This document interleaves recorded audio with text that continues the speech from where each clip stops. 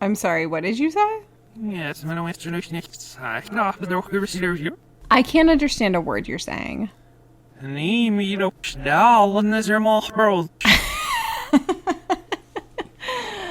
understood that. I did.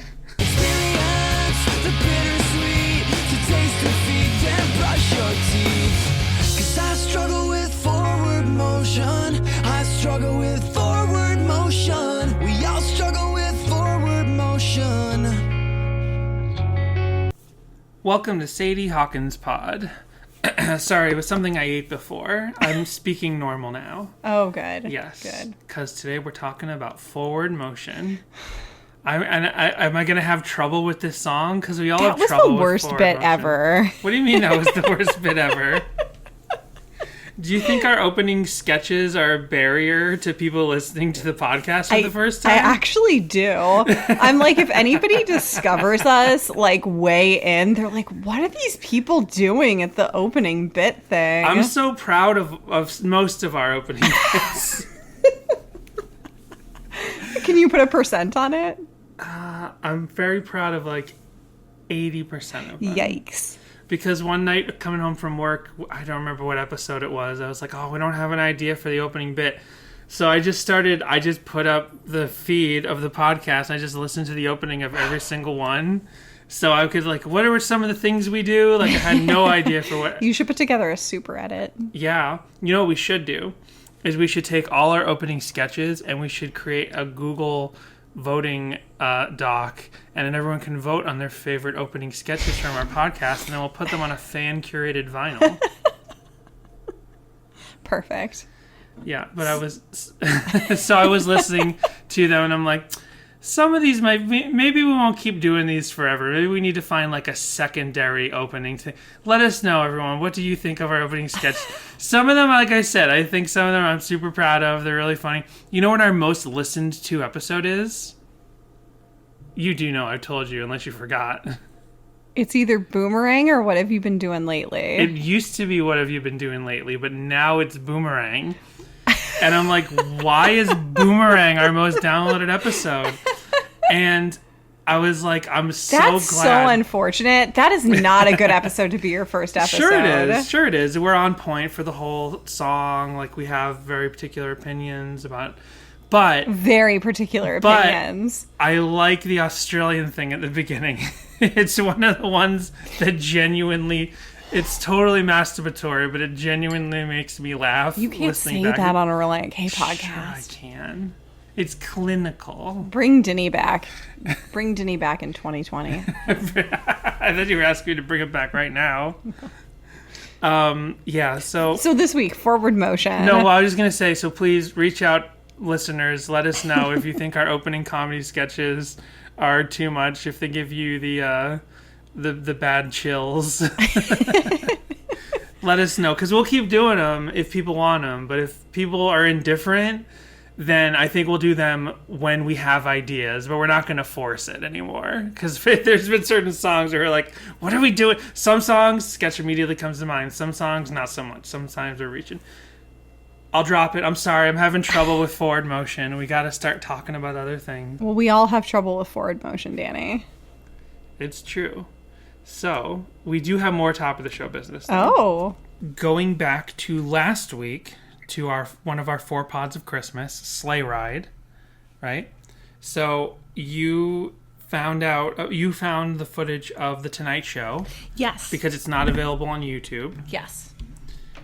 And so, today, Monday, when we're recording this, I was like, oh, we had such a busy Thanksgiving weekend. I haven't done a lot of posting of Sleigh Ride material that we found. Mm-hmm. So I was like, oh, it's Monday. Got to post some Sleigh Ride stuff. We've only got a couple days left for that cycle of our podcast. I post the Leno footage, right? Yep. One thing that's fun, and I don't know what this means exactly, because there are all those Christmas gnomes on the set. Yes. And Godey Records, whoever runs their social media site, just wrote 4 hours ago, and we say this, we still have our Christmas gnome. So I was like, nice. Did everyone get a Christmas gnome after The Tonight Show? What happened to all the other Christmas gnomes? But more importantly, To the Early 2000s, who's one of our Instagram followers, and if they're also on Twitter, I don't know because they're not that same name. So To the Early 2000s on Instagram wrote Biff from Back to the Future on acoustic guitar and then the devil horns. And I was like, what? I was like, huh? And I was like, oh, because you remember there's a person on acoustic guitar that wasn't in Relient K? Yeah. And I think I kind of assumed that it was like some member of the band of the Tonight Show band that maybe just filled in. Right. Because that happens a lot. Sometimes like Max Weinberg on the Conan O'Brien show would randomly have to fill in for drummers of other bands. I definitely saw that here and there over the years when he was still on. I've when never Max been Weinberg a was big still on like the late show. night fan. I've never really watched late night TV. Yeah. Well, and They Might Be Giants also famously performed with Johnny Carson's entire band. Right? So that was something that does happen once in a while. Yeah. Is someone from the house band will fill in with the main band. So that's what I assumed it was. Totally wrong. It was Tom Wilson from Back to the Future, Biff. He was playing the acoustic guitar. He's the older guy. Why? I think your joke was like, I mean, why that's amazing, but why? I think your joke was like, why is there a dad in Relient K right now? I think you said something, or maybe I said that. But we didn't look closely at it, right? Yeah. And but because I don't remember them cutting to like a close up of him. Right. I don't remember that either. If there was a close up, maybe we would have figured it out. And we didn't watch the whole thing because we got a podcast. We got to keep going. We got to have forward motion in every episode. So then Jimmy Eat Pod comes in, saw this comment, and comments and replies to the early 2000s. Wait, WTF, did I zone out on the episode? Did they not mention this on the pod? What's the story here? And no, we did not mention this on the pod. We did not know. We had no idea. Wow. We weren't paying attention. When To the Early 2000s said this, my like sarcastic, ironic brain thought they were just being funny. Like, oh, look at Biff from Back to the Future on guitar. No, literally, it's Biff from Back to the Future with Relient K on guitar. That's crazy. So then To the Early 2000s says, Tom Wilson, who plays Biff, got an email from Relient K. They asked him to play with them. I think he became pretty good friends with them. His kids were Relient K fans. And then Jimmy Pod replies, Tom Wilson rocks ass. And then I replied as our pod, I said, we absolutely did not realize this. We noticed someone was playing guitar that wasn't from the band. I think we assumed, although it was really me assuming this, I think we assumed it was someone from the Jay Leno band or something. That this is awesome. Now I did know that Tom Wilson plays guitar because he does like stand up and he does like a guitar portion of his act. Yeah. And he kind of famously has this song about fans like giving him a break with the Back to the Future stuff. It's like a joke, right? He's not trying to be an ungrateful celebrity. He's just like a joke. Like, hey, everybody, I'm not really Biff. He's got a song about that. So I knew he played guitar, but I had no idea about any of this, and we definitely didn't know, and that's amazing. Yeah. So, and to go back to Sleigh Ride, I did not hear back from Funny Pages Productions yet. I gotta send them a follow up and say, hey, did you just checking in? Haven't heard back yet. Yeah, so that's pretty much our top of the show business. And then we have sort of top of the show business that will get us into the discussion about forward motion. Cool. And that is about the gold edition of Two Lefts Don't Make a Right. Because a week or two ago, I bought from Collide Records after you discovered that Collide Records had copies of the Halloween EP for our Halloween episode for Halloween Blues. You were like, oh, there's a copy of the Friday the 13th 7-inch on Collide Records, and like I went and I bought it right then. Yes. And to go over the limit for free shipping, I was like, oh, there's a couple other things I can throw in here. One of them was a sealed CD copy of the Two Lefts Don't Make a Right but 3 Gold edition with the cardboard sleeve and the gold embossed lettering on the top. So now we have this. Oh, is this where the stickers came from? Yes. We got these really cool Two Lefts promotional stickers from this order. That's super awesome. Oh, why aren't they in front of us? They're over there somewhere. Hold on. These are super cool. So it's a sticker, and it's of the pink cover. The pink limo cover, yeah. And it has a little like circle thing on it that says in stores 031103. Mm-hmm.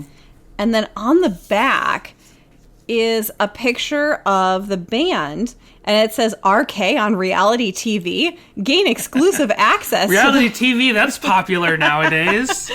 Gain exclusive access to the Relient K 8-week webisode series, Where the Buffalo and Cell phones roam. Where the Buffalo and Cell Phones Roam, only with the new CD. More details at ReliantK.com. Right.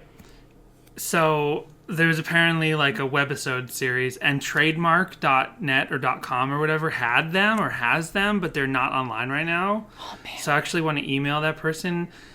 I'm having one of those things now. I don't know if I talked about this with you in real life or if we talked about it on the podcast. I think that you and I just talked about it in off mic. Okay.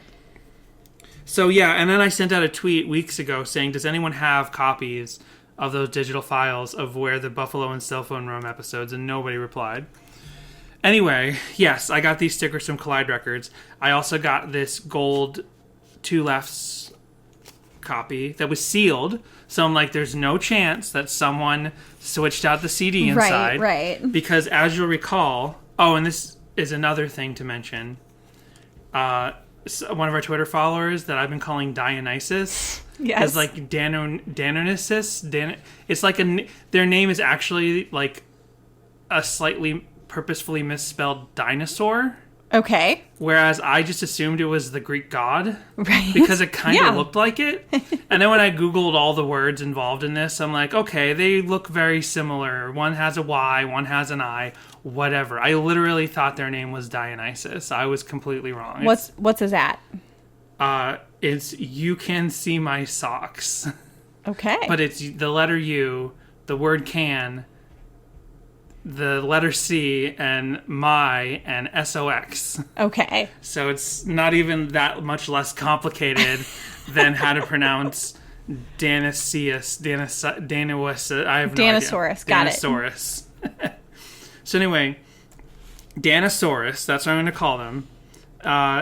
That is the person who was involved a couple weeks back in October, as I mentioned, where me, myself, and I, who is another Twitter follower who interacts with us pretty often, said how they have the yellow desert cover of Two Lefts, where the cars slid off the side of the road and into the cacti. Yes. But then they were like, oh, hey, and what they wrote was, so behind, back in October, they said, so behind, just listen to the Chapstick episode. You mentioned all of the Two Lefts discs are pink, even with the different covers. I just bought this online, and I don't know if it's a later edition. And then they have the yellow cover, but a grayish blue CD inside with the two seagulls on it, right?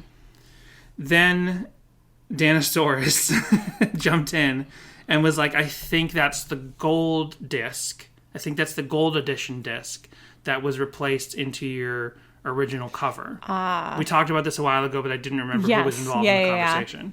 Why isn't the gold edition stuff gold, except for that sleeve? The sleeve's gold, right, but nothing else is gold. It's super confusing because we'll get into our details on this, but I'll do it right now. So, so You Can See My Socks, Danosaurus. I got your name wrong, but I have to contradict you on something now. Oh, because what I realized was Danosaurus said that the gold edition is where they introduced the cover, where it's the junkyard with all 4 cars being junked, right? Yes. And the dog looking at it. But then I have 2 copies. I have the pink cover with a pink CD inside, and I have the junkyard cover with, I forgot because I hadn't looked at this in a while, with the grayish blue CD and the birds on the CD, right? But this, when you look at the back, copyright 2003. And I've never known this to sound any different than my pink copy, which is like in a box somewhere. I don't have it to compare right now. So then I get the gold edition that we bought with the sleeve. It's super confusing because it literally looks like the exact same CD I own. So I was like, oh my gosh, have I always owned the gold edition? But how could I? Because it says copyright 2003 on the back.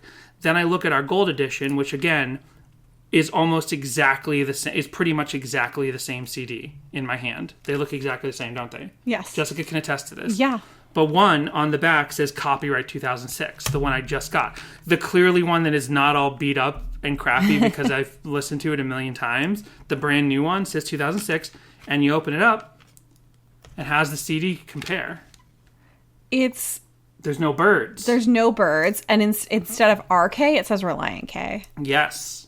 So that's the. They should have just made the disc gold. I know, they should just said gold on it or something. Yeah. So it says RK. Or make the art gold. To be perfectly honest, I didn't even notice that the original version of the CD says RK. It says it has the birds and just the letters. But you're right, the gold edition is the same grayish blue color, but no birds, and it's the full name of the band. So that's apparently how to tell the difference.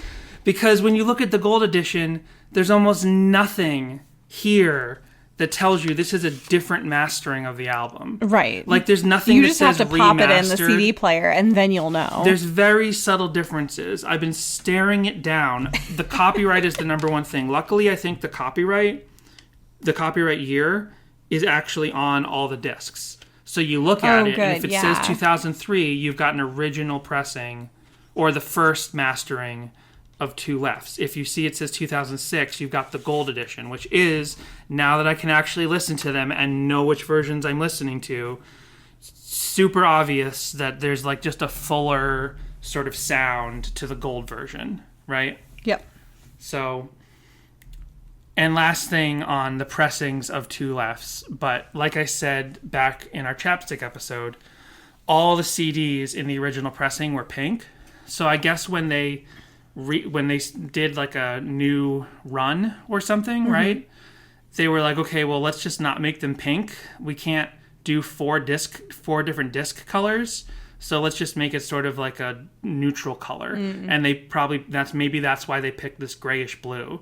Because having a pink CD inside when you had a blue case or a yellow case or a green case, to have a pink CD inside just felt really weird. I was always lucky that I bought the pink CD case because it was pink CD inside.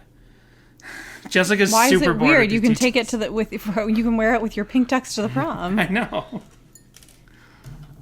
So that's our gold edition talk. So yes, we now have this, and I bought a gold edition of Anatomy. I bought that from Amoeba. Super lucky to find that, which not that lucky because apparently everyone hates the gold remastering of Anatomy, but we haven't compared them yet. So Forward Motion. It's harder than it sounds. This song takes me right back to 2004 in high school. And liking the song, but not really connecting to the message. I don't know. I guess when you're young and in high school, you're doing nothing but moving forward. I mean, I guess some people are like, they hate high school and they just want it to be over with, and it feels like they're not moving forward. Well, he would have been about college age because he also wrote College Kids around the same time. That's right. But yeah, I don't know. I just, at that time, I had a very clear picture of my future, and was like actively working towards it. It's not really until you get older and have more real world experience that you get complacent and a future that's a little cloudy, and it's difficult to get that forward motion going on. Really? I'm doing great. That's how you feel? You are doing great. It's not until you get tied down to a ball and chain. This song's real millennial vibes. They're way ahead of their time. Yeah. It's a bunch of Gen Xers singing about being a millennial. Yeah, I guess Actually, no, maybe Gen Xer, right? Maybe they just make the cut. 80, right? I think it's 80. I think he just makes it because he was born 80, right? Yeah. Xennial. Yeah. Yeah. I'm fiscally a millennial, socially a Gen Xer. Yes. I just tweeted that from my personal account. But it's true because I grew up like wanting to be an adult during Gen X. I was watching R-rated movies too young, but not horror movies, like dramas and like comedies, and like that's how I want to live. I want to wear flannel and live in a loft. Yeah, and I was like obsessed with, music and stuff, and I just wanted to like go to stores and drink coffee and stuff, and that's what I wanted to be. I wanted to live with the Gen Xers, and then I grow up and I found out I'm a millennial, and I'm like, so that's why, like, I don't know if the Xennial thing is like legitimate or if it sounds stupid, but I never feel like I belong to millennials or Gen Xers. I'm not. I'm a centrist of generations. I'm a millennial. I know Jessica's a millennial. We've talked about this many times, but but like, I just feel like if you're me, and you feel like if you went into Best Buy, you'd find row after row after row of CDs for sale. Like, you're not a millennial. You know what I mean? Like, I still feel like I should be able to get in my car and go to a CD store with rows and rows and rows of new CDs. Like, that's just in my DNA. Like, that should just exist. I don't know. I feel that way, too. So how can I be a millennial? I remember going to Blockbuster. Blockbuster's relative. Well, yeah, I guess CDs and Blockbuster. Whatever, Jess. Okay, boomer. So the opening to this song sounds like another Relient K song, but I can't put my finger on which one. The guitar is really similar to Chapstick, but that isn't it. Mm-hmm. Do you know what I'm talking about? I kind of do, but I can't really. It just sounds like Forward Motion to me. I believe you. I believe that it reminds you of another song. Maybe we should find out from that person that reviewed Forget Not Slow Down. And they were like, all these songs sound like these songs. That's right. Yeah, I love this song. I really like it. It's kind of funny. I like this, like Sahara and Savannah, and a couple. There must be another song that I'm not thinking of. That's probably there might be one on elsewhere on the CD. And like Am I Understood and Getting Into You, like sometimes, or to bring it to another band, like MXPX has the songs Pipe Dreams and what's the other one called? You're looking at me like I know. Hold on to your pipe dreams. The point is songs where two songs have a very similar thing, but they're right next to each other. They're like right next to each other or just a couple songs apart. Like Savannah and Sahara are not the same song, but they just tick that same thing in your brain because they're both words. So I guess a more fitting one would be Getting Into You and Am I Understood are like very similar songs while obviously being different, separate songs. Fallen Out and Forward Motion, they both start with F. They both have this general theme of direction in your life. Yeah, thematically, the sequence of putting Falling Out and Forward Motion together is perfect. I'm not a fan of the transition between Forward Motion to In Love with the 80s, but Falling Out and Forward Motion do, to me, feel like sister songs. Sisters, that's a nice way of putting it. Sibling songs. Can we just not be gender biased about it? Excuse me, sibling songs. I'm not a fan of how the piano cuts out like abruptly at the end. Right. Yeah. And then it goes into that sort of synthy Pink Tux to the Prom. Mm-hmm. I kind of like that. I like the way it does that. I don't know. I never thought about it that much, but it's almost kind of dramatic. Yeah, I don't know. Maybe there's a meaning to it. You know what I mean? Like, maybe because the song's called Forward Motion, it's like I've had trouble with forward motion, and just for the piano to be playing, and for it to suddenly stop, it's like... And then he wants to go back to the 80s. Life Goals, by the way. MXPX, Pipe Dreams, and Life Goals. They're two songs that are they're sibling songs, sister songs that are meant to be right next to each other. But yeah, but instead of doing a fade out, like I could totally hear a fade out in my head. Like imagine a fade out version of this song. Or, just like maybe some sustain on the last note. But the way it just cuts out, maybe that's a comment on the actual theme of the song. And they've done that sort of thing before, like breakdown, like there's a breakdown in breakdown, you know what I mean? So it could actually be a clever thing. I don't have a lot of notes on this song. It's also a similar note I did write, similar theme to Moments I Feel Faint. And I figured that out because, as we'll talk about, they played this song live at Cornerstone 2003, that concert that's on YouTube, and they went from Forward Motion into Moments I Feel Faint. And it's like those two songs kind of are great together. Yeah. So you almost have you could make a trilogy out of Fallen Out, Forward Motion, and For Moments I Feel Faint. Lots of F words in all those songs. This song is like the album cover tie-in. Because they mentioned a car crash. Oh, yeah. How many times does Relient K mention car crashes? I don't know. Because it's on the first album. Right, Staples. Yeah. Yeah. But it's not a super dramatic, but Staples is it's seriously about a car crash. Yeah. And like you feel the consequences of that literally like stapled in their skull and all that stuff. But is he recalling back to that same instance here? I don't think so. I feel like the car crash in this song is more of a metaphorical car crash. You know what I mean? Because there's a lot of visual imagery in this song, but it can't be real. You know what I mean? Like I don't think this is literal Thiessen. We talk about literal Thiessen singing about literally what's happening in his life. There are, concepts that are easy to imagine, like banging his head against the wall and brushing his teeth.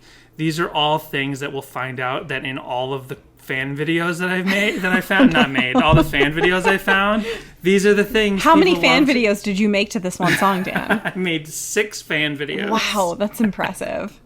I look different in all of them. Sometimes I look like little kids. Sometimes I look like teenagers. Sometimes I look like a bunch of kids at camp. But it's me in every one of those videos. So anyway, my point was there's a lot of imagery in this song, but it doesn't feel real.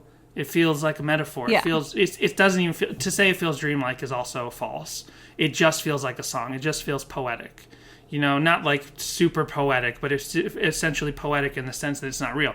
Like he's banging his head against the wall, and now the landlord's kicking him out because he knocked down the wall with his head. Like all of this is obviously not real. He's living on the street. Like this is all stuff that could happen, but it's just presented in such a way that it doesn't sound real. Yeah, of course, because God is the landlord. There you go. God is the landlord of our heads and our hearts. He could and be. Jesus is his son that's a tenant in the place that he owns. You know how every building's got that one family member of the landlord? Are you just saying this because we were watching Breaking Bad and the episodes with Kristen Ritter? That's a good point, but no. And her dad's the landlord Yep. and she's the manager. Well, then there's other stuff in the song, right? That's like contradictions or like... Well, one's a direct contradiction for sure. Where he says... Hold on, what's he say? He says... my spirit's lifted. Oh, wait, that wasn't me. Right? That line. Oh, yeah. So that kind of just goes maybe to shed more light on the fact that this is just like a little song of like contradictions and metaphors. Like obviously there is a message here, but I don't think it's like an actual literal kind of story song at all. Right. It's more like a sort of just like a tone of what he feels like emotionally expressed through these kind of physical ideas that definitely don't make sense in a real world context. Do you want to dive into the lyrics? Sure. Well, we did a little bit, but we can get more specific. So the lyrics are, whoa-oh, I've been banging my head against the wall. I'm on song meetings, and I'm looking at the lyrics there. Been banging my head against the wall for so long it seems I got knocked down. Yeah, it got knocked down. And by the way, some of these lyrics are lyrics that until this week I didn't really know. Yeah. Same. We come across those songs once in a while where it's like I hear the proper nouns that are being said, but I don't really get the context. So I don't know what I thought. It's like, yeah, I've been banging my head against the wall for so long it seems I knocked it down. I thought like he knocked himself down by banging his head against the wall. I definitely never got... He does mention later getting knocked out cold. Right. And I was like, when he got knocked out cold, did he wake up face down in the carpet with coffee grounds ground in his face now? It's all part of the Relient K universe. And the heating bill went through the roof. Now, I never got that before reading it right now.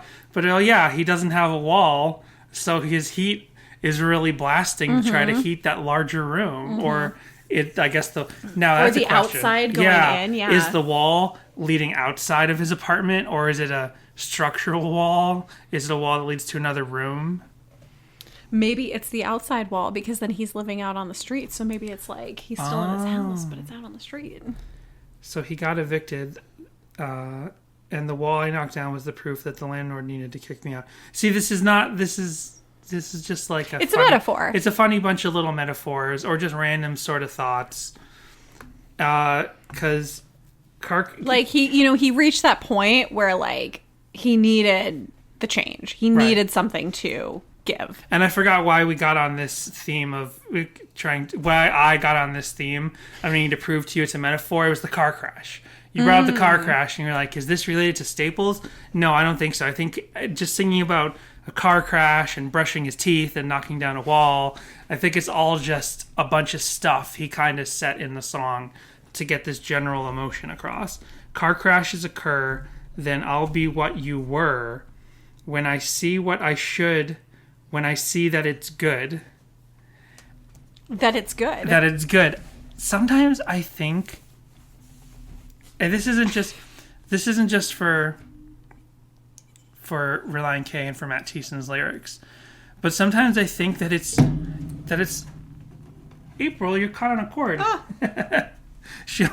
Yeah, April almost knocked it down your computer because she got caught on the cable. What I was saying was, sometimes I think it's a hopeless pursuit when people just like have to interpret every line and get a total bead on a complete song, line for line. I'm like, literally, because I try to use the word literally less. Because actually, factually, when I look at this song, I feel like it's like Matt Thiessen had a bunch of like clever ideas, like you taste defeat and then you brush your teeth, like these like cool little lines. I really love that line. Like really love that. To experience the bittersweet, to taste defeat, then brush my teeth. Right.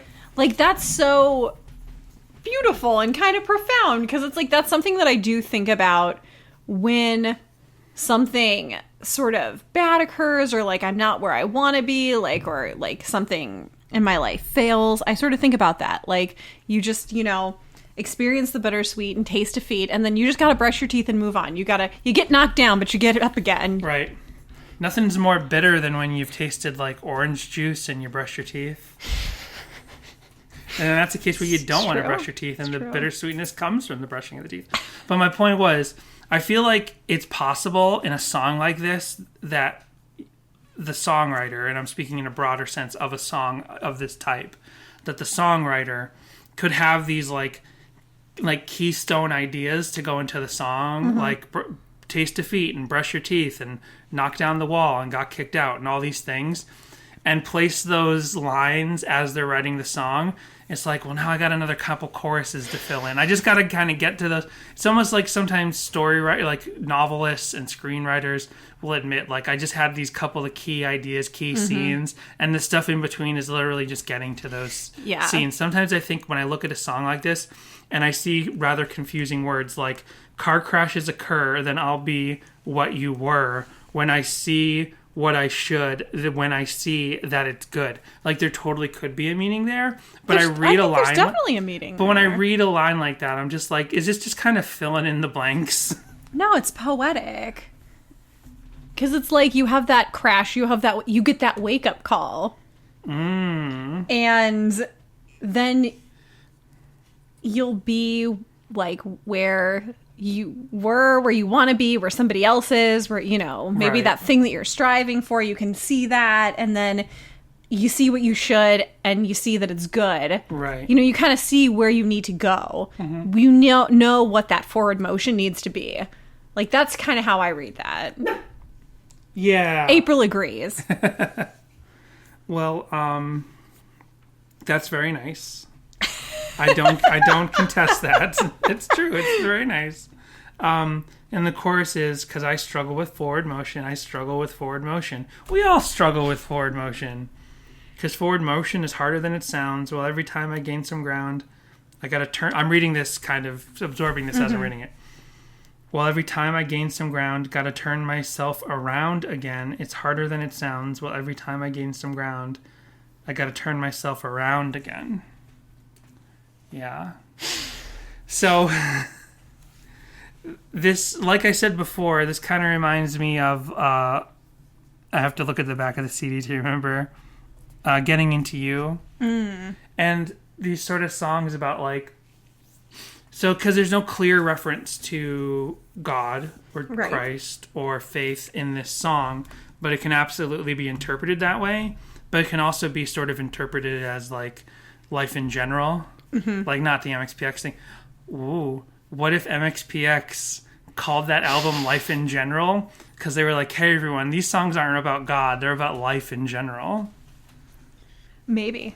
You tell me. Because that's the album that sort of started to have less and less Christian references. There are definitely Christian references on there, but there's no quoted Bible verses like there were. It's a real collapsible lung. Not quite, but but anyway. So yeah, so this song can sort of be taken as it's like forward motion with your faith. Like you want to keep moving forward with your faith and believing in God and growing as a Christian or whatever. Or it can totally just be like you just gotta get out there and find a job, or you gotta get up and straighten out your life and figure out what you're doing with your life. Yeah, I think it's kind of left open to interpretation, and I like that. Right. I know I personally kind of take it as a mixture of both. Right. Like being at a place in your life where it's like you've just like experienced a lot of letdowns and you're kind of hitting rock bottom, or you're close to rock bottom, and you realize that you need to put your faith in the Lord and that you need to, you've gotten sort of that wake up call and you've got to move on. It's true. This is one of those classic Relient K songs. It's about gotta move on, moving on. I messed up, gotta move on. Yeah, it is. I'm looking at the song meanings as you were saying that. And at least most people in song meanings, can you believe it, do think that this is a religious Christian song. No. Music lover, except they didn't spell music or lover correctly, like on purpose, stylized. In 2004, said this song is defiantly one of Relient K's best. I think they meant definitely. I think it's about every Christian's life. It's all about ups and downs and things that get in our way of living to glorify God. It's awesome. Right on. X Your Star X. They're hardcore. They're straight edge. Oh, yeah. That's right. Remember when everybody had the X's before and after their MySpace name? That's right. Yeah. Oh, man. I totally forgot about how straight edge MySpace was. MySpace was straight edge paradise.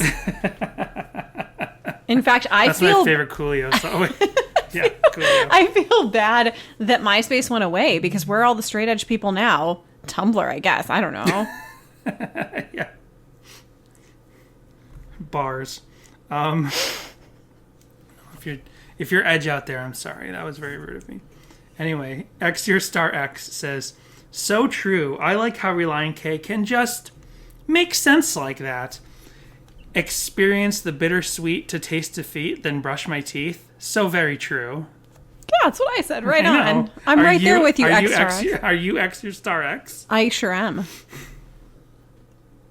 That's about... I named myself after my favorite straight edge movie, Star 80.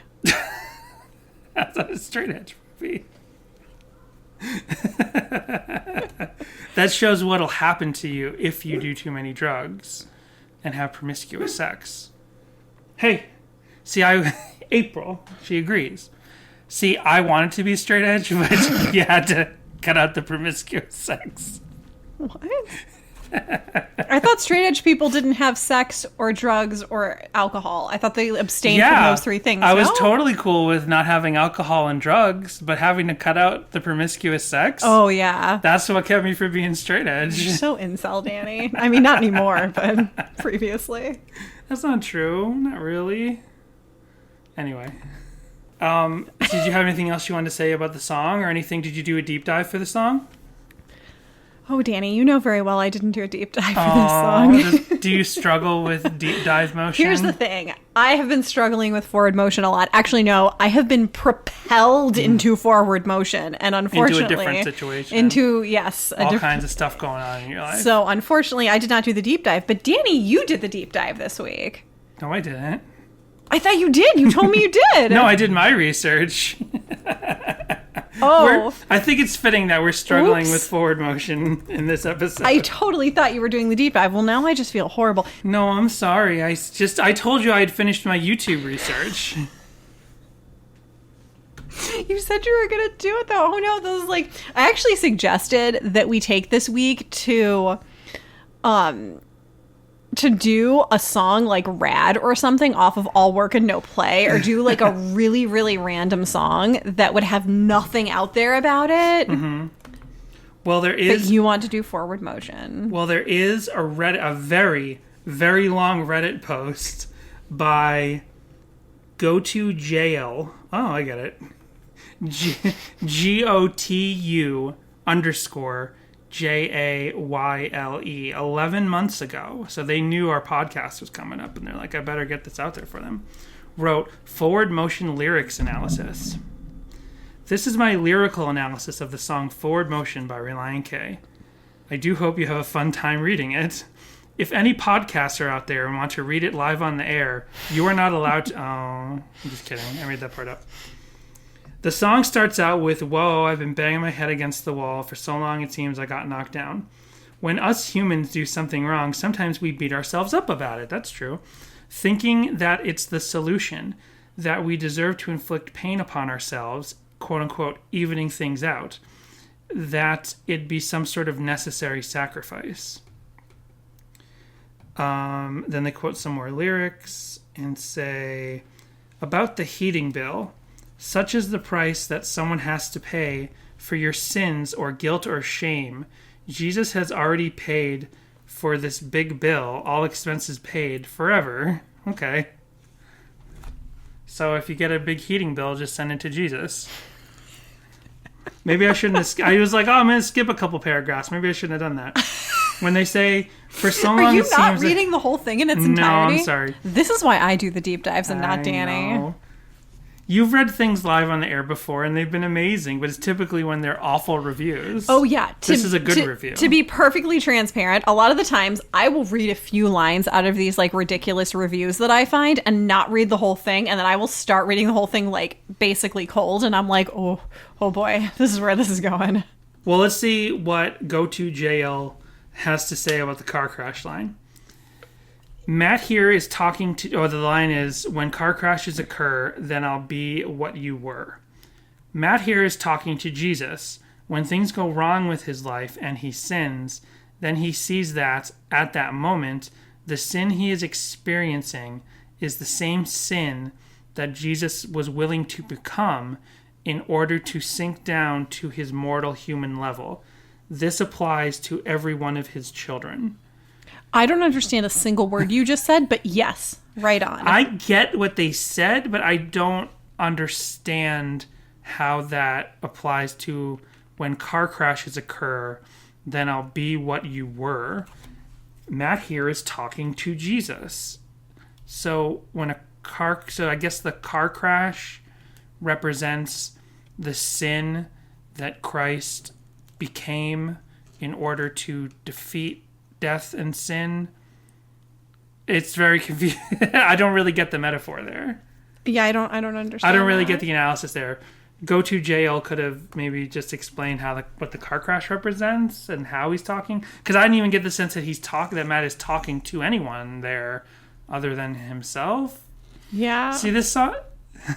Go to jail if you're listening. Call in. Explain. Call 402-95-SADIE. Yeah, let us know. Or drop us an email. SadieHawkinspod@gmail.com.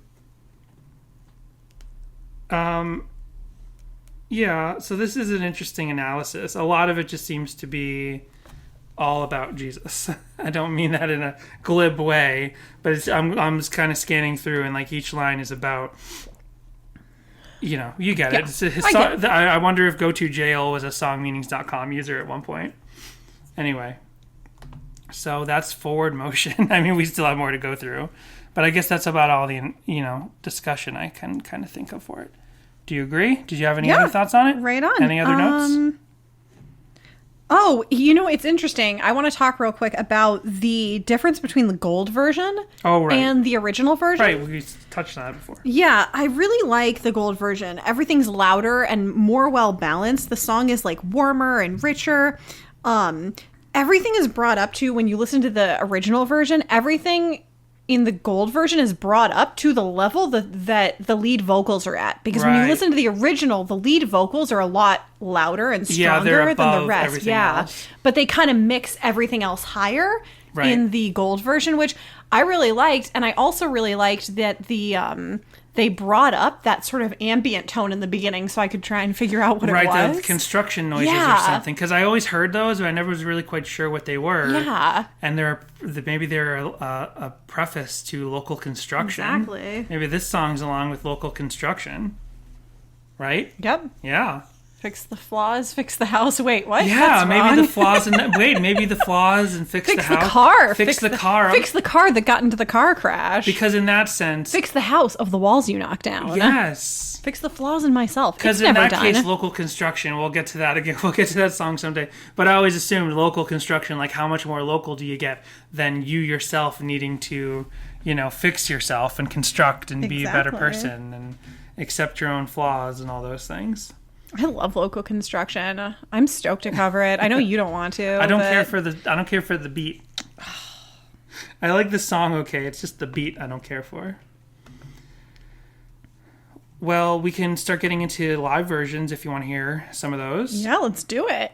So here we have the 2003 Cornerstone full set that's on YouTube. They played it there, and this is what it sounds like. And it sounds amazing, by the way. Oh, nice.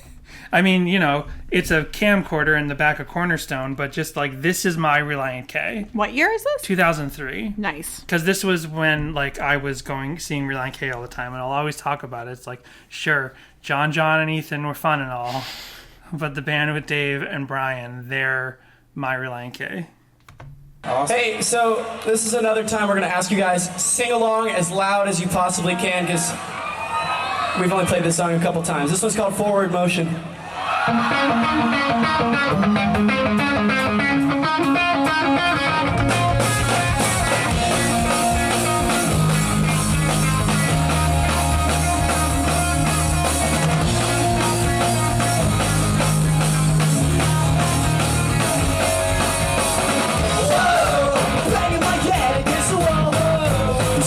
Seems it knocked it down. Yeah, it got knocked down. Whoa, kitty going through the roof. Whoa, walling it down was a proof that my landlord needed to kick me out. I got the vision, now I'm living on the street. My spirit's lifting the weight that wasn't me. So many times I turned out to be wrong. This time I learned that I knew it all along. Your fractures are curling, I'll be what you were. Oh, let's see what you're, let's see that's good, that is good. I mean, we could just keep playing the whole thing. The same person who took this video is the director of the Pressing On video, because they are obsessed with Brian. Yeah, maybe. Well, can you blame them? Because Dermike the Buffalo is between the camera person and Matt Thiessen. Yeah. Yeah, it's an odd setup. They've got Matt Thiessen over on stage right. Right. Brian stage left. Stage left. Brian Pittman's in the middle. I'm camera right. That's right. What, yeah. I know what you mean. So Brian Pittman in the middle, and then Hoops on the left. Which Hoops is always on the left, I think. Right. Oh, interesting. I'm just looking at the comments, and 4 years ago it says, MXPX are next. You can see Yuri from MXPX drum set behind Dave the drummer. Nice. You can see the MXPX logo on the bass drum. I want to see the MXPX set. Did you write this comment, Danny? Yeah. They have the MXPX set from C-Stone 2003 on here. Just search for it. That's 2003 Cornerstone. And then this song, in 2009, I said that my Relient K is Brian and Dave. Yes. But we can hear it with, I guess this would be with Ethan, with John, and Ethan nice. in the band. Because in 2009, this was regularly in the set. So around the time that they're doing, what year did Forget Not Slow Down come out? We are Relient K fans. 2009. 2009. So around the time that Forget Not Slow Down came out, Forward Motion was in the regular set. And then I looked in Setlist FM, and this looks like this tour was the last time that they played the song. Oh, okay. But it was in, because there's a number of 2009. I'm surprised they played it that This long. late, yeah. But this was a song I guess they liked enough in 2009 to kind of represent the earlier stuff. Because I don't know if it's this video, but it's one of these things where it's like, we're going to play some old stuff. And Right. And then everyone's like, yeah, that's all you should do. Yeah. Which is crazy to say. Play Mood Rings. I know. Which is crazy to say when you look back now at 2009. Right. Because it's Forget Not Slow Down. So it's like, I'd love to hear all of Forget Not Slow Down. But if I was there in 2009, yeah, even I would be like, just play the first three albums. I do that now. Whereas earlier, sorry, in 2016. Right. We're doing pretty well too. We're happy to be here. We've never played TLA before, the Theater of the Living Arts. This place is pretty awesome. You guys been here before? I hope so. This place is cool. We're gonna play some older stuff for any of you who... Yeah, that's all you should do. See? Yeah, in love with the 80s. Woo! And I forgot to mention before starting this that seeing it in 2003 when the song was like in its prime, that it was the newest album, it was just all guitars on stage, all guitars and drums. But then by 2009, you have them lugging around the piano consistently, right? So this version has drum and guitar Thiessen. Going back and forth. Piano and guitar. Piano and guitar Thiessen. So let's check this out.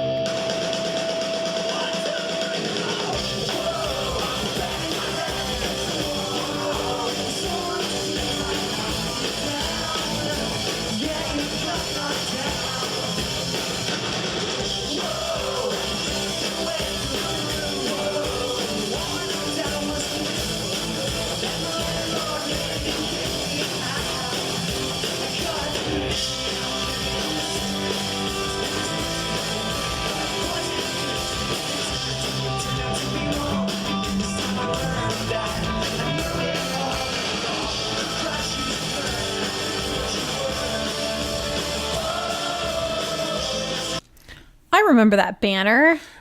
Yes. Yeah. The sort of I think we saw him a couple times on this tour in this era. right, the banner with the red font and the very like Bird and the B-side style Yeah, font. yeah. And, yeah.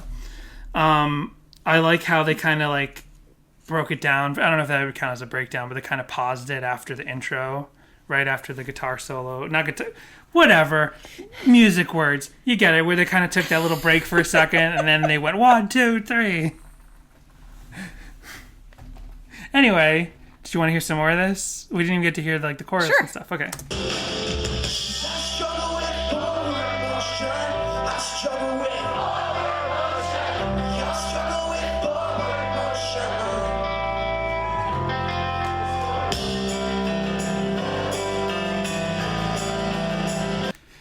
So I kind of forgot, and there might have been a better video in terms of sound for me to Looks play. very angelic on what you just paused on it. He's got like a halo going because of the lighting. Print screen.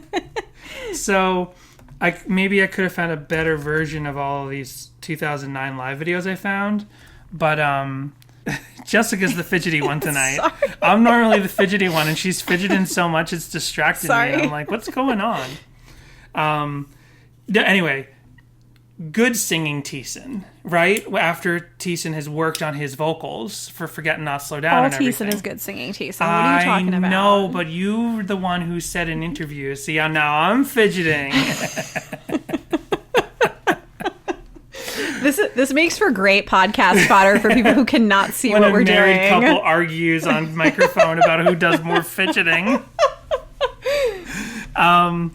So, no, you're the one who's found interviews and stuff where Matt Thiessen talks about Yes. how by the time I Forget Yeah. Not Slow Down, he, like, wanted to work on his vocals and become, Yeah. like, a proper singer as opposed to just, like, singing in a rock, you know, it's just kind of enough to just get by in a rock Right. pop punk band.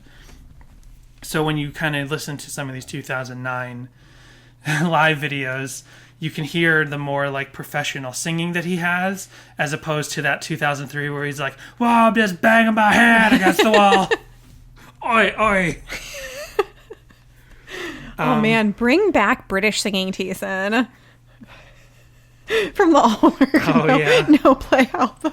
That's what. Please, Thiessen, we know you don't listen, so if you ever don't listen more, don't listen now to us and say, just bring back the British voice from the demo. There were so many negatives in there. Which is like forward motion. He's like, my spirit was lifted. Oh, wait, that wasn't me.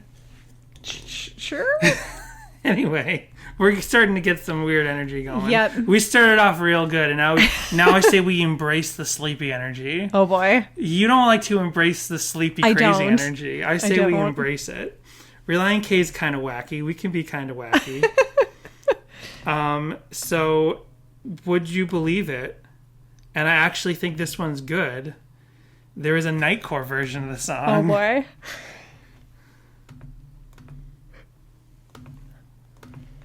Open.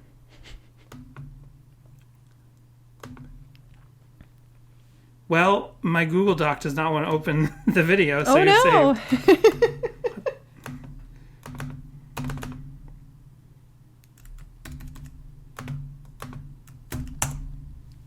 Here, I'll do the Nightcore version for you, Danny. Yeah. I struggle with forward motion. I struggle with forward motion. We all struggle with forward motion. There you go. You heard it. What the heck? It doesn't want to open. My computer's breaking because it's like, no more Nightcore, Danny, please. All right, you just had to believe me that I think the Nightcore was actually really good in this. Here, I've got it.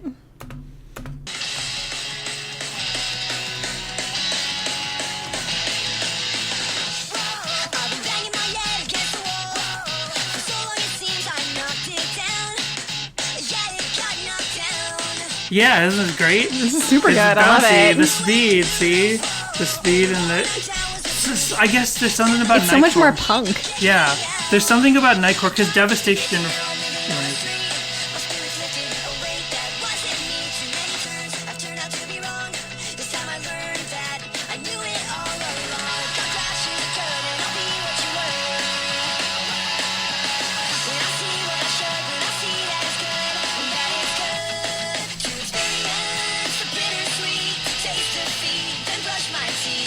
Jessica likes it this time. I love it. You like this version?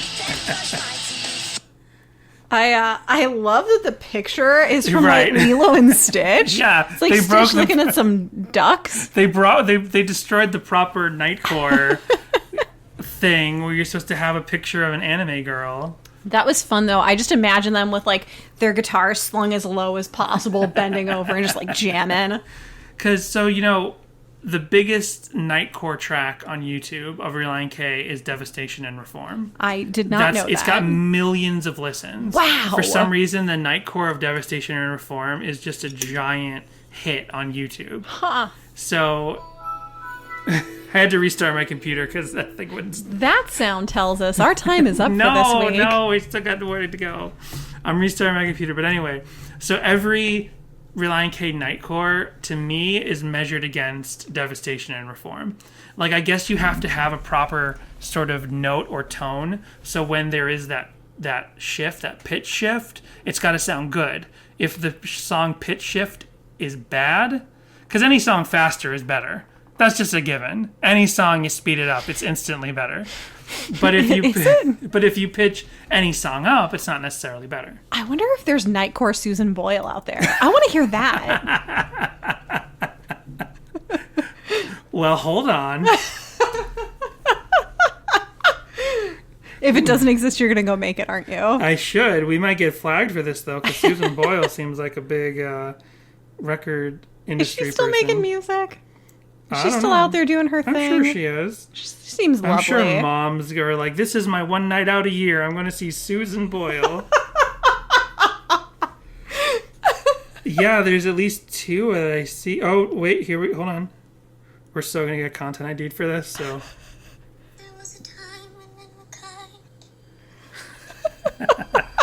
Voices were soft, This isn't Susan Boyle's, though. It's still so slow. hope was high, and life worth living. Where is the punk version of I Dreamed a That's- Dream? That's got to exist. Me First and the Gimme Gimmes had to have done that, right? Probably.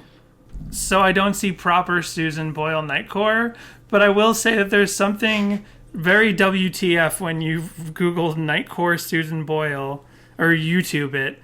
There's a video uploaded by Jethro Paris, and it's not Susan Boyle music. It's like J-pop or K-pop or something that's been sped up, and then it's a picture of like an anime girl in like leather gear and underwear with her butt facing the camera. I'm like, I don't think this is not in the spirit of Susan Boyle. Anyway, That's what they're trying to do. They're trying to get like your grandma, like who's using the internet for the first time. It's like, oh, I love that Susan Boyle music. Let's go find her on the YouTubes that my grandchildren set up for me. And then they're like, oh goodness, what is this? It's what grandmothers sound like. Oh goodness. yeah. They sound like Mrs. Featherbottom from Arrested Development. So we'll get on to covers, and there we go. I restarted my computer, and now my links are opening from the Google Doc. Let's revisit our old friends, Paper Rockets. My ad blocker is not working properly. Okay, here we go.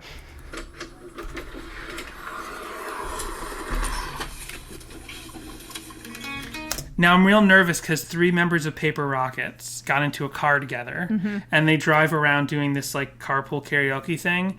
I think it is like dubbed. I don't think they're singing live in the car. Okay. But they're doing a pseudo carpool karaoke style video with the camera on the dashboard facing into the car. The one guy's in the back seat playing acoustic. The 2 guys are in the front. Oh, the guy in the passenger seat's going to have one of those hand shakers.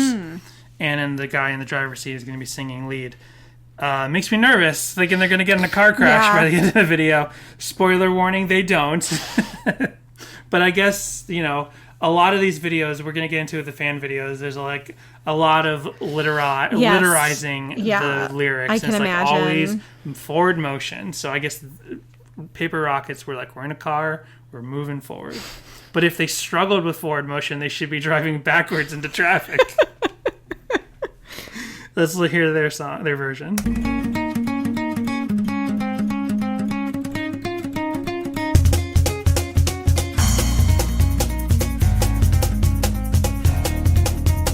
Okay, they have other instruments. They're obviously Yeah. Because there's way more instruments than we're seeing. I've been banging my head against the wall. For so long it seems I knocked it down. Yeah, it got knocked down. And the heating bill went through the roof. And the one knocked down was the proof that my landlord needed to kick me out. I got evicted, now I'm living on the street. Yeah, they're doing jump cuts. That's cute. Yeah. That's fun. They're doing a thing. I've turned out to be wrong. They're cutting all throughout the day of driving around, Yeah. so they had to perform it live they had to record the video a couple times. When I see what I should, when I see that it's good to experience. So you can, yeah. Yeah, nice. That's a really nice version. I like the acoustic instrumentation. I really like the whole tone of the song. There was one thing, let's see, did we pass already? Yeah, oh, it's right about here. Listen to the drums. You got to listen really close because basically I described this as acoustic blast beats, but only for a split second. Only for a second you hear, but it's like, listen real close. Ready? So bittersweet to taste defeat, then brush my teeth. Experience. I'm sorry. I was distracted by the guy putting on chapstick in the passenger seat. Oh yeah. What's he doing? So bittersweet. Why does he need to look in the... Why does he need to look in the... I guess it's a joke. But why do you need to look in the mirror to put chapstick on? Sometimes you get a little bit above your upper lip, and then it's all shiny, and people are like, "What's the deal with you?" Is that from something, or you're just okay? you're looking at me expectantly, like you get my reference, don't you? And I'm like, no, no, just like looking at you. So now we return for the first time since Come Right Out and Say It to Silas Storm. Oh, yes, do you remember this guy? No, he had the cover of Come Right Out and Say It, where he put a little island flavor into it accidentally. Like he was like, I gotta rest my eyes because I'm growing weary of. Do you remember that? So he Kermit the Frog did? He kind of Kermit the Frog did. I'm not making fun of Silas's voice because he does have a very unique and fun voice. He's a very good singer, but he's got a singing voice all onto his own. Let's check it out. This is what he sounds like. Whoa, I've been banging my head against the wall. For so long it seems I knocked it down. Yeah, it got knocked down. Whoa, and the heating bill went through the roof. And the wall I knocked down was the proof that my landlord needed to kick me out. I got evicted, now I'm living on the street. Whoa! My spirits lifted a weight that wasn't me. Too many turns have turned out to be wrong.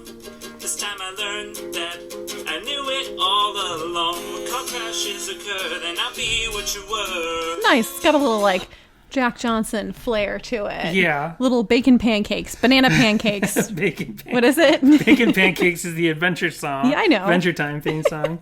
Banana Pancakes. Banana pancakes.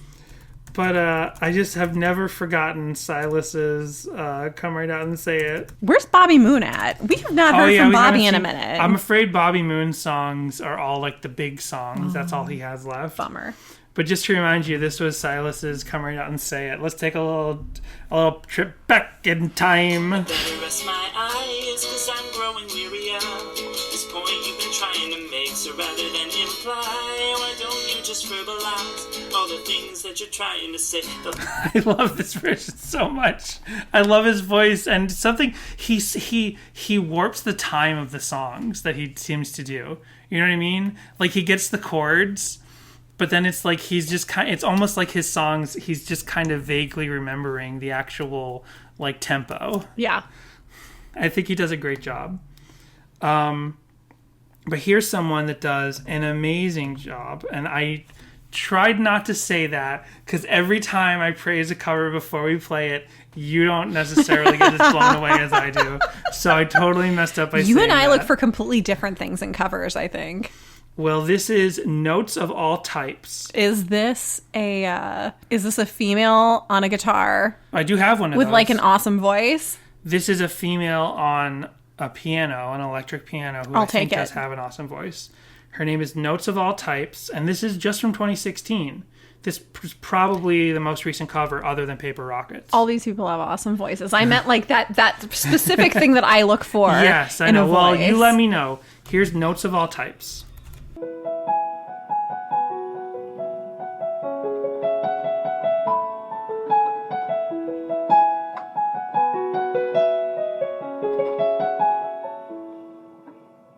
I've been banging my head against the wall. For so long it seems I knocked it down. Yeah, it got knocked down. Whoa, and the heating bill went through the roof. And the wall I knocked down is the proof that my landlord needed to kick me out. I got evicted, now I'm living on the streets. My spirits lifted a weight that wasn't me. Too many turns have turned out to be wrong. This time I learned that I knew it all along. That was nice. Of course, you didn't like it that much. It was nice. It I was said nice. it was pretty. It sounds like the theme song to Orange is the New Black. It does not. Sure it does. No.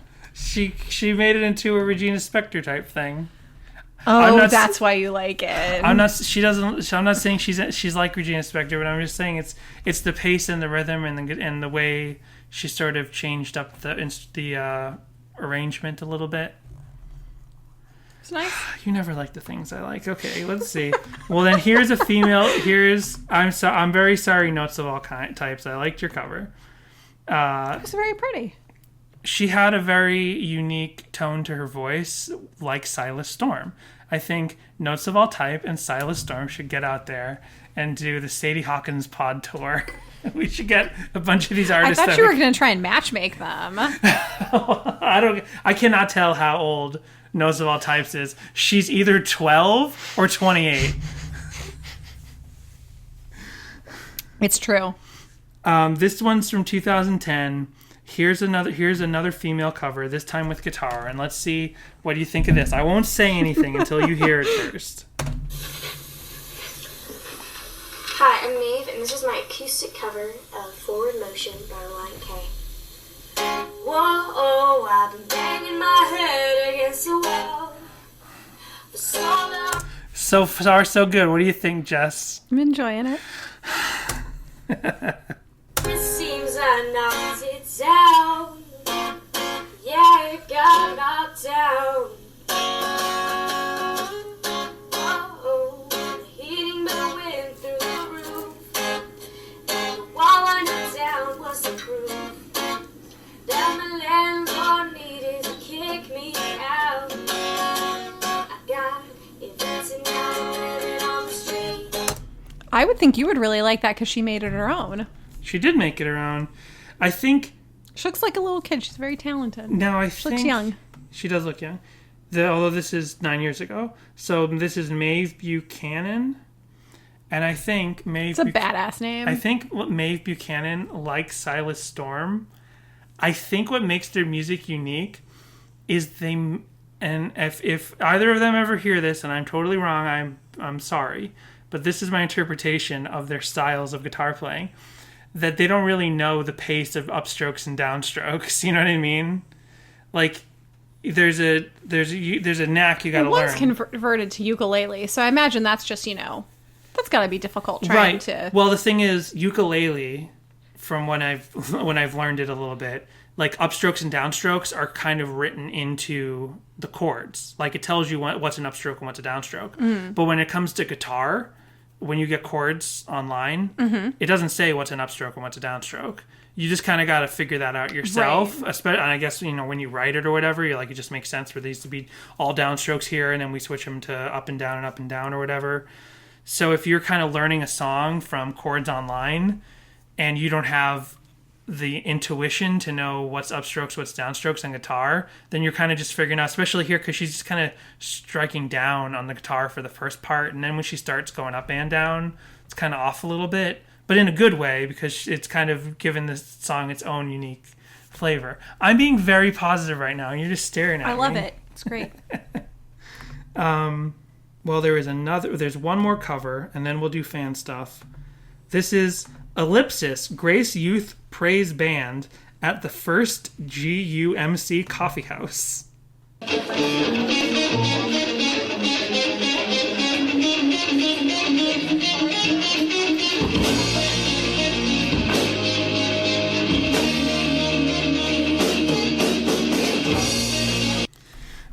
So this has the most talent show youth group energy of almost anything. I mean the video itself, because you've got 3 female singers all in their teens and preteen age, right? You've got the band is, swooped hair boys. 2007 Swooped Hair Boys. The stage is covered with, the wall behind the stage is covered with some sort of sheet tightly wound to the wall. Yes. With like paper stars stuck to it. Yeah. Makes me it's think, interesting. It makes me think, like, when you've got those kind of like youth group areas that the pastor wants to convert into like a performance art space. Like, some of them were very successful, and they actually would. Whoa! Hold for airplane. Yikes. So you know what I'm talking about? Like, sometimes Yeah. these youth group spaces would actually have real concerts there, like local bands. Sometimes, like, I saw Relient K and Five Iron Frenzy on the Electric Youth Tour at a youth group room. And we've seen Relient K playing in a Right, youth group room in Detroit. So there's this common thing where like they want to turn their quote unquote coffee house, Right. where they serve pretzels and soda, and they want to turn into a real art space. That's essentially what we're looking at here, especially because the exit door is also behind them. And everyone's sitting down. Some people are sitting sideways. Which Relient K had to suffer with in Maybe Detroit. their band name's the Exits. There was one point there where we really had them going. They kept shouting, "Exit, exit." Do you know what I'm referencing? No, I don't. It's Boy Meets World. Oh.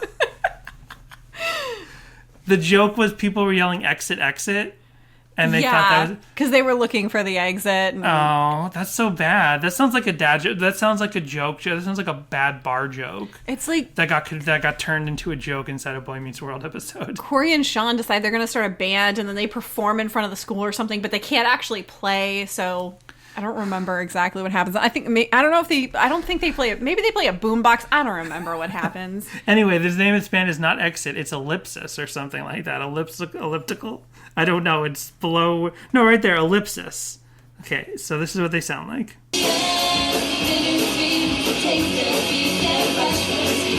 I can't even get to the song. These are like the most 2007 looking people I have ever seen. They've all got bleach hair. They all look like Mandy Moore in like 2004. They've all got hoodies and tank tops but their tank tops are over other modest shirts. It's like a tank top over a tank top, and then like a bulky hoodie, and yeah. They've all got no hip jeans. Yep. They all look like you when I met you in 2005. Those like low slung jeans. These are the types of girls that would wear a skirt over jeans. You know what I mean? Shut up, Danny. That was really cool. It was incredibly cool. And it was so modest because then you didn't go around in a skirt showing off your legs and distracting the boys from their faith. Exactly. That's why this girl's wearing a tank top with a modest shirt underneath. Right. Because she's like, I want to wear a tank top, but I can't distract the boys. Anyway. No cleavage.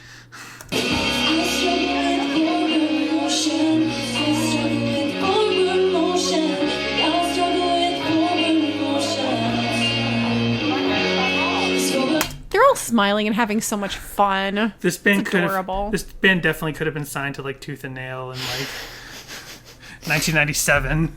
Had one EP. So that's about covers. Now we can get into the crazy stuff with... Do you have any more shipping videos that are going to make me actually like remember that the show exists and go start watching it on Netflix? What did you... Oh, what, Supergirl? Yeah. I started watching that Supergirl because I showed you... last week. The curl up and die lesbian shipping video. I was like, oh, right, this is a show. Netflix is always trying to get me to watch this, and I just keep forgetting that it's there. And I was like, I was bored that day and procrastinating, and I was just like, yeah, let's give this a try. It's fun. It's a fun little show. I did not find any live action shipping or fan videos, shipping videos or anything. But no more Transformers? No Transformers. I found Kingdom Hearts and some anime that I don't know what it is. Do you want to watch Kingdom Hearts? It's Kingdom Hearts. It's good. You've already seen it in your mind. Like the PlayStation 2 version of Kingdom Hearts? Because I had that one. Or like the newer one. Because I think there's newer ones. There's so many Kingdom Hearts games now. Kingdom Hearts 3 only recently came out, but there were like 44 games in between 2 and 3. So here is a really weird... So there's a ton of fan music videos. Ton of fan-made music videos. Here's a weird one. So let's try to describe what's going on with this one. First of all, it starts with a minute, a full 60 seconds of the sounds you're hearing in the background right now on a black screen with very pixelated text that says, created with a non-activated version of avs4u.com. A minute of this. I'm like crazy distracted by the the recommended videos. Relient K mood rings ... Amazing video with just a picture of like a promise ring with some text over it. And then Why Pop Punk Sucks by Nate the Mate. You mentioned that in another episode. Did I really? This video is constantly getting recommended to the Sadie Hawkins pod. You know what? We should just watch it. No. Get that out of the way. I was gonna click stop recommending. Look, I could click it. Not interested. Or we'll watch it. Maybe we'll do a exclusive. We'll do a what do you call it? What's the Patreon? A Patreon exclusive. I'm starting to wonder if anybody's really going to want to pay to listen to it. Sure they will. My mom will. So here. Does your mom know we have a podcast? Mine does. No, not most of my family doesn't. So, so after a minute of that weird background sound. This is the most cursed thing I've ever seen. Now, What is this? This is a garage with a couch in it and a bed up against the wall and tons of crap just all over the floor. It looks like there's scorch marks on the wall and there's something weird hanging in front of the camera and a shadow. This is spooky. So let's listen. Let's check this video out. Oh, it's a person bent over. Whoa. Because the screen cap I was on, they were in the middle of a headbang. Yeah, they were a very skinny person. So for that that one frame, turned to the side, like bent over. Wow, I did not know what that was. I thought it was something hanging in front of the camera. As soon as I hit play, the person was in motion, and Jessica's like, "Oh, it's a human." They're rocking out on a Guitar Hero guitar along to the song, and like all very good cursed fan music videos, they did not edit out the background noise of what they're doing. I love that you just hear the clicking from the Guitar Hero controller. Oh, goodness gracious. And when I started this video, I was like, okay, there's... Whoa, this is like... This is literally a snuff film. It cuts to total snuff film energy. It is. Oh my gosh. We gotta describe what's happening. So it starts out like many creepy Relient K fan music videos, two boys in a creepy basement or garage just rocking out. We've seen this a number of times. One of my favorite one of those is from Softer to Me. They're just goofing around. So I was expecting, okay, they're just going to be goofing around in front of this one camera for the whole song. No, because as soon as we cut to banging my head against the wall, there's actually an edit. And it is like a found footage film. It is. Because there's some sort of couch or object taking up 1/3 of the frame in the foreground. Yeah, it's and like then you split deep in the background, they split the frame, right? It's diagonally. So it's like a diagonal, and the bottom part of the diagonal is just like other stuff, like a couch and a door and some pillows maybe, and then it's the one boy in the upper corner smashing the other boy's head into the wall, and it's dark and shadowy, and oh wow. And you can tell because they're going slowly that they're joking around, but if you just took these couple of frames and like you can put them on creepypasta.com or whatever it is, you'd be like I found this QR code on a bench and I scanned it, and it just showed me these 4 frames. I think the person really died. Kids would absolutely believe it was true. It's so creepy. It looks like he's killing him. It does. Oh, it's into a refrigerator. Now, continuing not to edit out the background sounds. Now they're just running around the house in a POV shot. This is such a slasher movie. That is... Whoa! Oh, no! Whoa! Did you not watch this part? I didn't watch that part. Whoa! So that whole part after about the wall knocking down and the landlord has to kick me out, it's just a POV shot of the camera going all around their creepy garage, right? And I'm like, okay, it's just so muddled, you can't tell what's going on. They come back to the refrigerator, I assume the same refrigerator that they were beating their heads against. He opens up the refrigerator and one of the kids is inside.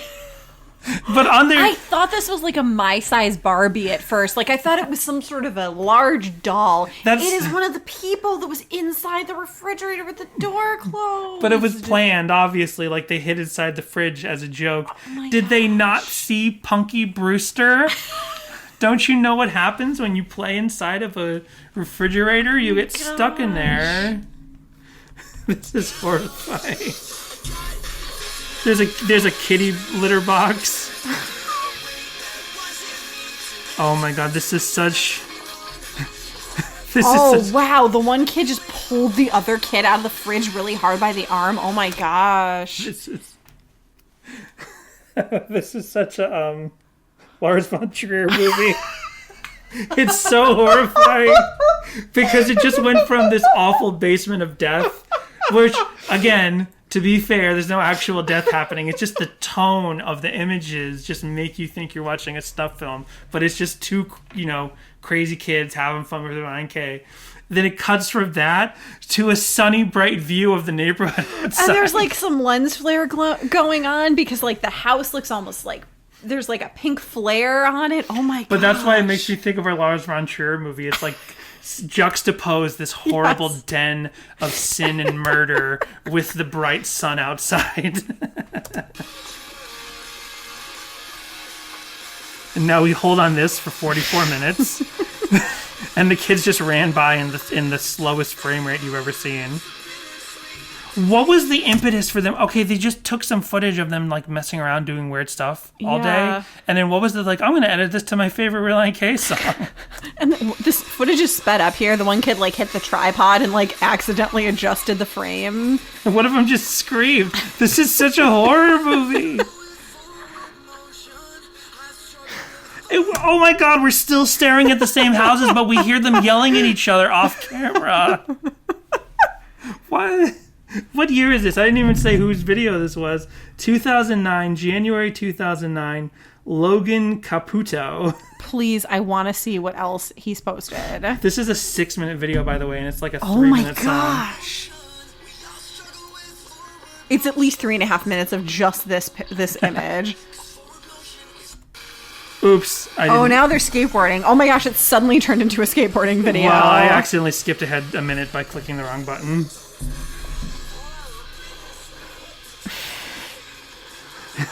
Now it's Gummo. Now it's... what's his name? I can't remember that guy's name right now. Mr.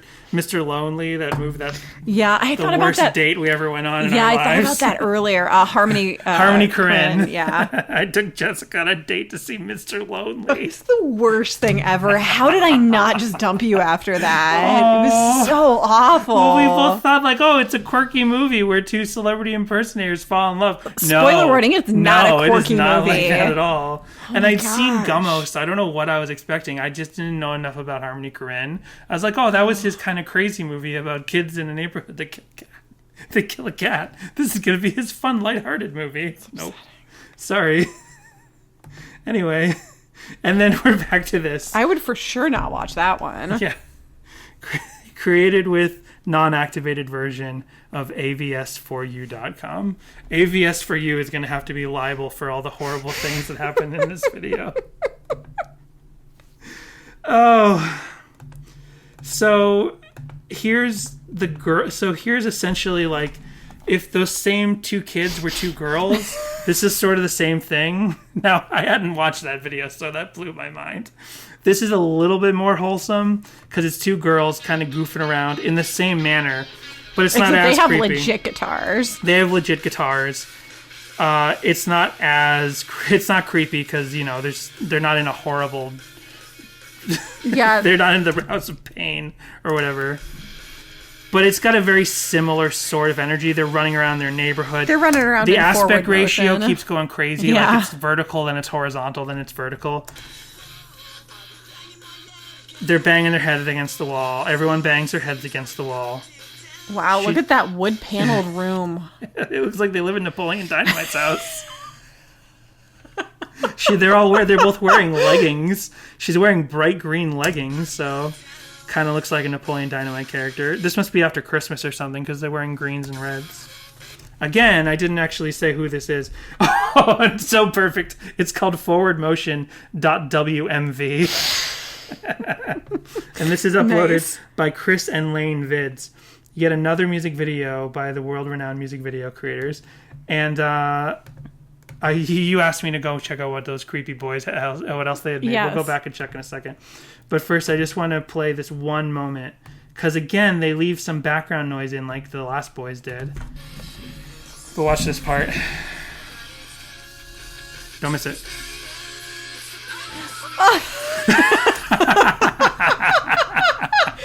Dog comes along and like kicks the girl But she screams. You didn't hear that. and falls down. Listen to what happens because it cuts to them in the living room dancing around like a couple of dorks, and this big lovely dog comes up and says, hey, I want to dance too. But listen to what they left in the video. Ready?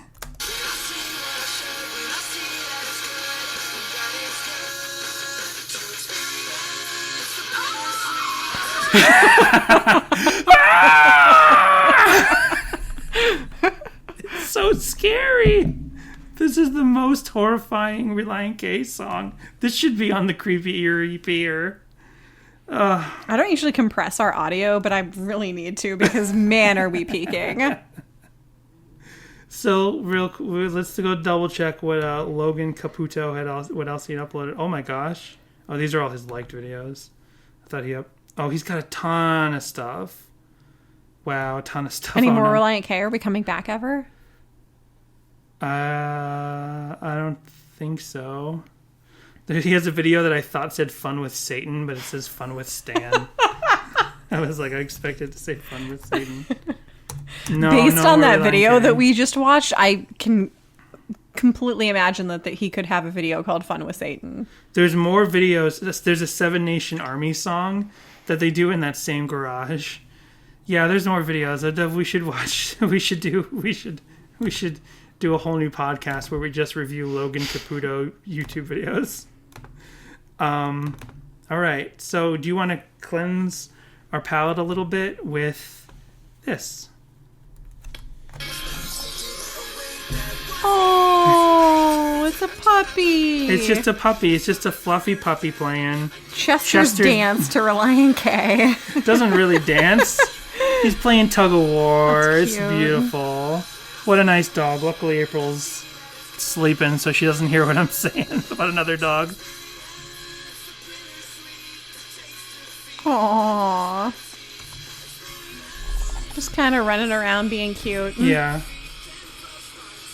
So this is uploaded, but this is like we said, this is Chester's Dance to Relient K, uploaded by Carrie McFadden. Chestmut to Relient K's Forward Motion. Okay. There are 3 different stick figure videos. I think we did one of the stick figure videos for like Pressing On or something. Mm-hmm. Same person did one of those. I feel like we've done a couple of them. Yeah. So you kind of get it. Stick figures. Yeah. Some of them are. One of them's properly animated. 2 of them are not. They're just stick figure pictures cut to the song. You know what was wonderful? That Boomerang video with the little cartoon people where they had the little thing at first. That's one of my favorite things we've ever found. So good. What is it? What's Let me some of guess. I'm a different person. Well, yeah. Because like, are they Australian or are they Southern? It was so amazing. Anyway, here's another music video where they start with our font and a picture of Relient K.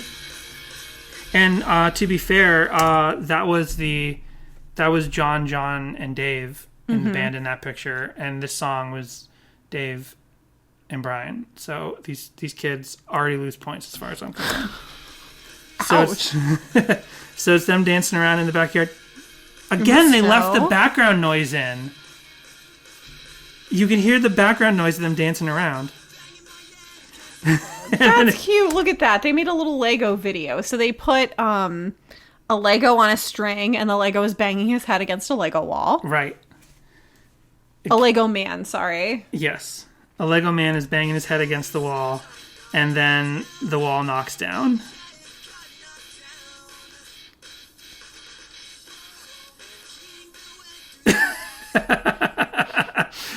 When they see the heating bill went through the roof, this girl is holding a giant piece of paper that just says heating bill, and she's got a look on her face like, what? So there's a lot more music videos. I think you get it. They're all very similar. Here, maybe we'll watch this one more. This one's uploaded by Newt40 in 2011. I think that's the dad, although he looks very young. Because these are definitely 3 kids, but that could almost be their brother. Yes. Because he looks like he's in his late 20s. But I think it's the dad. And they're banging their head against the wall. This is probably one of the most literal. Yeah. Because he's got like one of those. And look, more Legos. Oh, I couldn't tell that was a Lego. Just, I don't know if we're gonna have time for it, but there are so many Legos in the Forward Motion fan videos. So many people had the idea to represent the wall knocking down with Legos. See, now they're Legos. You can tell that for sure. Yeah. They might actually be Duplos. The one sister threw like a paper bag at the other sister. I mean, a plastic bag. Oh, and then she's got the little hobo thing going with the bag on the back of the stick. Yeah. Again, lots of messed up aspect ratios with like vertical video than horizontal video. Bunch of toy cars crashing into each other. Ooh, a fire truck for good measure. And now just eyeballs. Yeah. Just people staring in the camera. That's fun. It's a fun father-daughters project. Yeah, or brothers-daughters, sorry. Brothers-sisters project. Whoever this young man is to these children. But yeah, maybe that's it. I don't know. Do I have anything really crazy to end on? I'll end with this. I thought when we started this, the theme of the fan-made music videos for Forward Motion was Legos. Because I found a bunch of Legos videos. But now I kind of think the theme of the fan-made music videos is literal. The literal. Well, yeah, and the literalness. That's the other theme. That tons of videos about that. But I've realized that the real theme is teenagers you're afraid of doing stuff because there's that first video, and the girls in the second video weren't much better. Now we can end with this one from 2007, uploaded by The Social Hazards. This is this video. I don't know what is happening. Oh, geez. Like, one kid just smacked the other kid with a wiffle ball bat. And what I hope is just fake. Yeah. Oh, maybe not. It just keeps cutting to them beating the crap out of each other. Yeah, this is like, what year is this? 2007? No, I guess this was a little...